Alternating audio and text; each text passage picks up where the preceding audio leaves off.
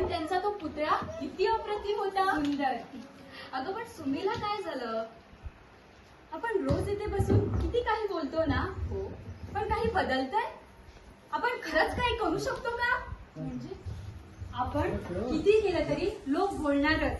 बायकांनी हे नाही करायचं, बायकांनी ते नाही करायचं, घर सांभाळा, पुरुषांची कामे सांभाळा, किती करा, लोक बोलणारच. बरोबर आहे. अरे माझ्या घरी तर म्हणतात तू मुलगी आहेस, जास्त बोलू नकोस, शिकायचं पण आवाज काढायचा नाही.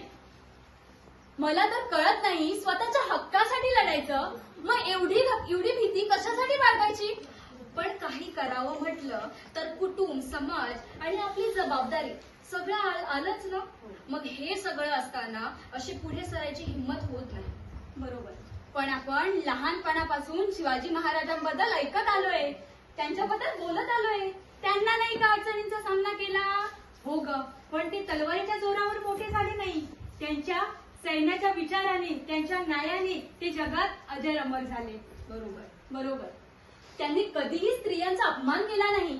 सदैव त्यांनी स्त्रियाबद्दल सन्मान बाळगला. फक्त स्त्रियाबद्दल नव्हे, त्यांनी प्रत्येकाला न्याय मिळवून दिला.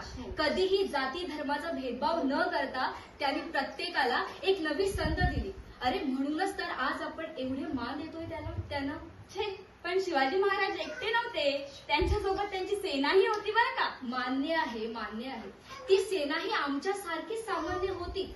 पण जेव्हा त्याने प्राण घेतला की स्वराज्यासाठी लढणार, झुंजणार, तेव्हा खरा विजय ठरला. तुम्ही करू शकता? हो हो.